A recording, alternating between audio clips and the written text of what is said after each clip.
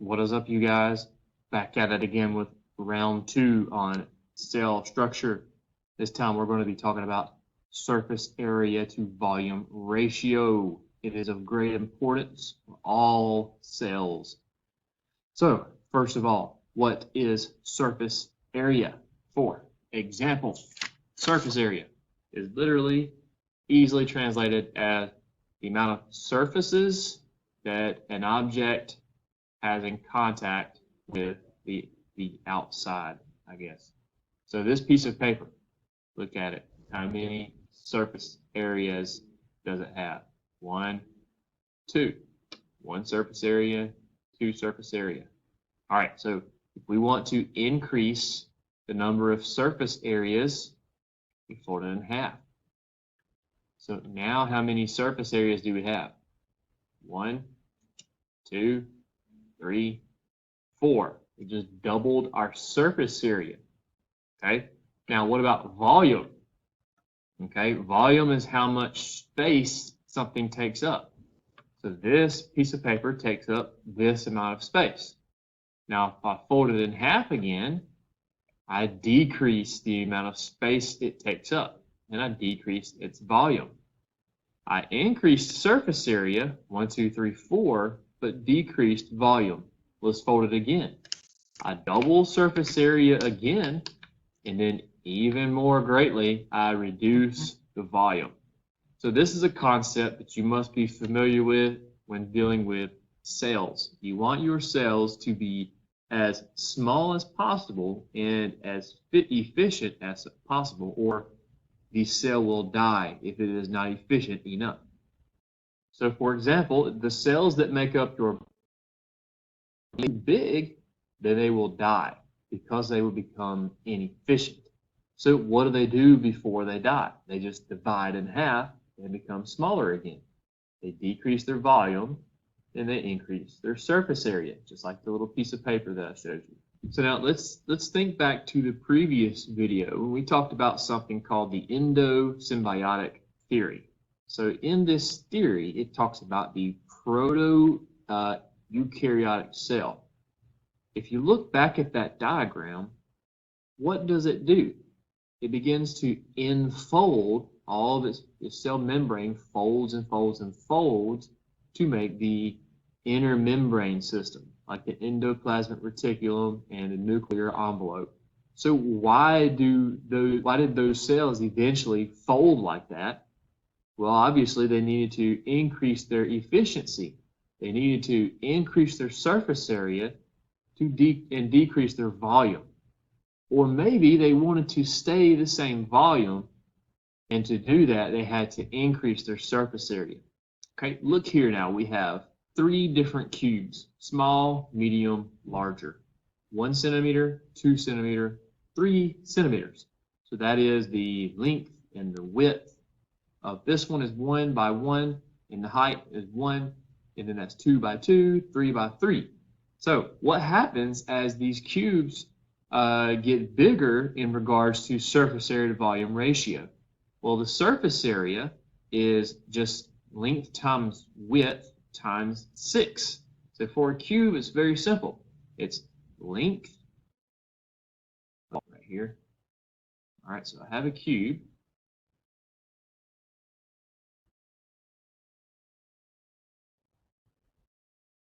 Like so.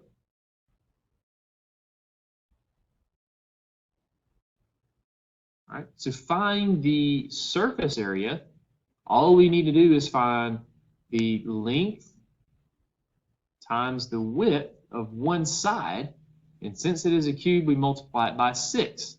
So in this case, surface area is 6 centimeters squared.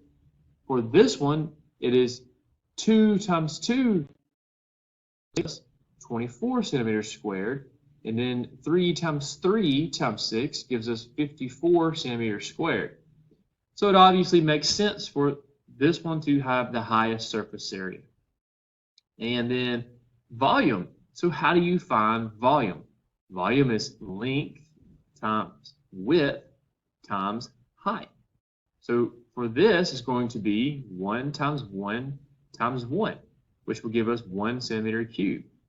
for this one, it will be 2 times 2 times 2, which gives us 8 centimeters cubed.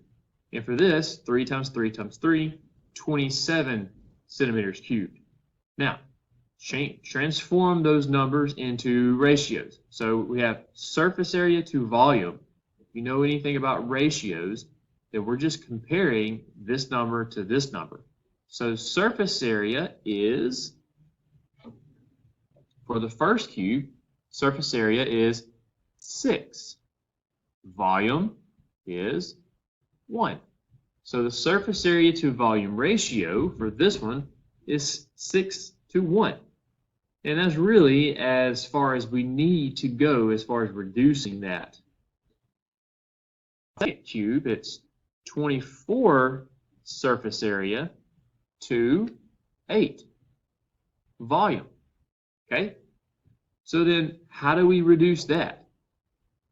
So to get this ratio, we're going to divide the surface area by the volume, and that gives us 3.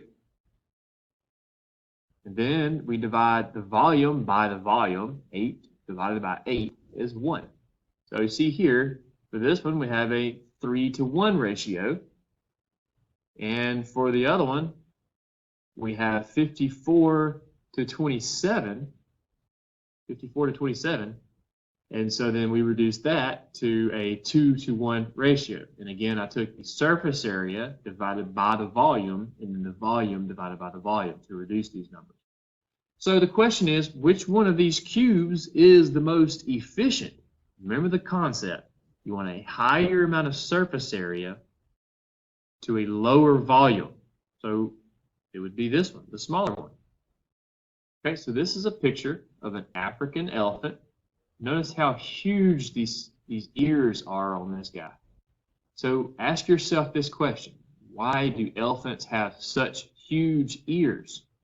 Well, they live in Africa, hence the name African elephant, and it is very hot. So how can you be such a huge animal in such a hot climate and survive? You got to be putting off a ton of body heat. Well, that's where these ears come into play. So these ears, you might think they have a big volume, but they're actually really thin. They have very high surface area, which means all this area is exposed to the air, but since they're so thin, they have a low volume. So what this allows is for blood to circulate through the ears and transport heat from the body through the ears and out into the atmosphere, cooling the elephant off. And even more, it can take its ears and it can flap them like this to fan the body and fan the ears. So when they're doing that, themselves off. So they are allowed to cool themselves off thanks to that high surface area to volume ratio. Another example are the intestinal villi. So this is a microscopic cross section of the inner lining of your intestines. So the inner lining of your intestines, well, first of all, what is the function of your intestines?